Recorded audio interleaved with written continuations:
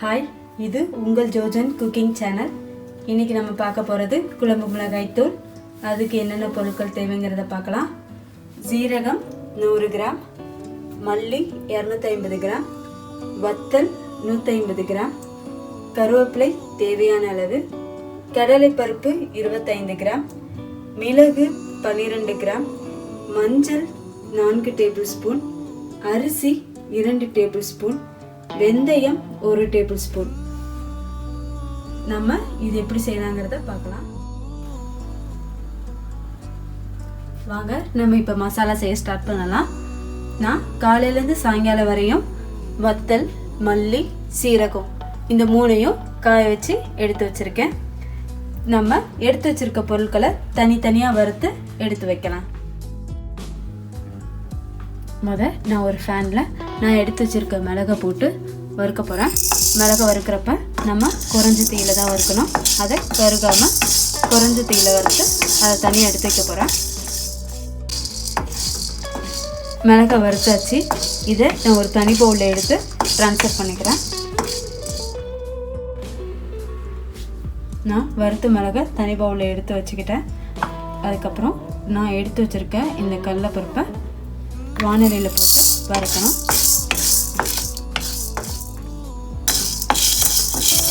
கடலைப்பருப்பு வறுத்தாச்சு. இப்போ இதை நம்ம தனி பவுலில் ட்ரான்ஸ்ஃபர் பண்ணிடலாம்.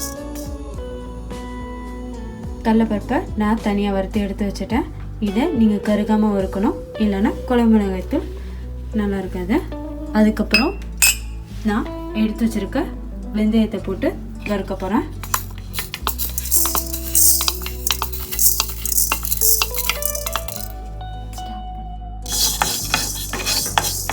வெந்தயத்தை நம்ம வறுத்தாச்சு. இதை ஒரு தனி பவுலில் மாற்றணும்.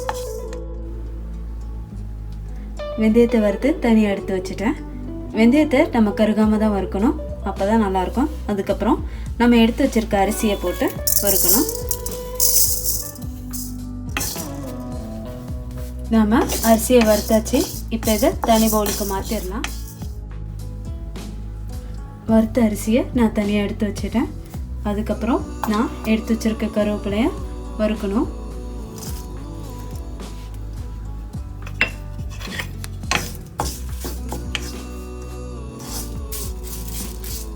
நம்ம கருவேப்பிலையை வறுத்தாச்சு. இதோட ஈரத்தன்மை போகிற அளவுக்கு வறுத்துடணும். இப்போ இதை நம்ம தனி பவுலில் எடுத்து வச்சிடலாம். இப்போ வறுத்து வச்ச கருவேப்பிலையை தனி ஒரு பவுலில் மாற்றியாச்சு. இப்போ நம்ம வறுத்து வச்சுருக்க எல்லா பொருட்களையும் காய வச்ச பொருட்களையும் சேர்த்து ஒரு மிக்ஸி ஜாரில் அரைக்கலாம். இப்போ நம்ம வறுத்து வச்சுருக்கிற பொருட்களையும் காய வச்சுருக்க பொருட்களையும் மிக்ஸி ஜாரில் போட்டு அரைக்க போகிறோம்.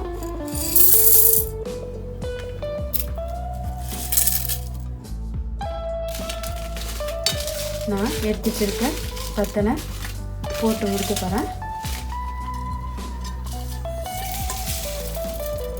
இப்போ நம்ம இதை மிக்சியில் போட்டு அரைக்கலாம். நம்ம இதை கரகரன்னு இல்லாமல் எல்லாமே நல்லா அரைபற மாதிரி அரைச்சி முடிக்கணும். இப்போ நான் மசாலா அரைச்சி முடிச்சிட்டேன். மசாலா எப்படி அரைப்பட்டுருக்குங்கிறத பார்க்கலாம். இப்போ மசாலா நல்லா அரைப்பட்டுருச்சு. மசாலா கொஞ்சம் சூடாக இருக்கனால நம்ம வேறொரு பிளேட்டுக்கு மாற்றிடலாம்.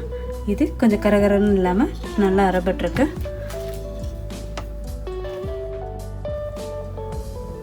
நம்ம செஞ்ச குழம்பு மிளகாய் தூள் ரெடி ஆயிடுச்சு. இது சூடு ஆறின பிறகு இந்த மசாலாவை காற்று போகாத டப்பாவில் போட்டு அடைச்சி வச்சுக்கோங்க. அதுக்கப்புறம் இதை குழம்பு, கிரேவி எல்லாத்துக்குமே யூஸ் பண்ணிக்கலாம். இதை வெஜிடேரியன், நான் வெஜிடேரியன் ரெண்டுக்குமே யூஸ் பண்ணாலும் ரொம்ப நல்லாயிருக்கும். இதை நீங்கள் மறக்காமல் உங்கள் வீட்டில் ட்ரை பண்ணிவிட்டு எங்களுக்கு கமெண்ட் பண்ணுங்கள். மறக்காமல் எங்கள் சேனலை சப்ஸ்கிரைப் பண்ணுங்கள், லைக் பண்ணுங்கள், ஷேர் பண்ணுங்கள். தேங்க்யூ.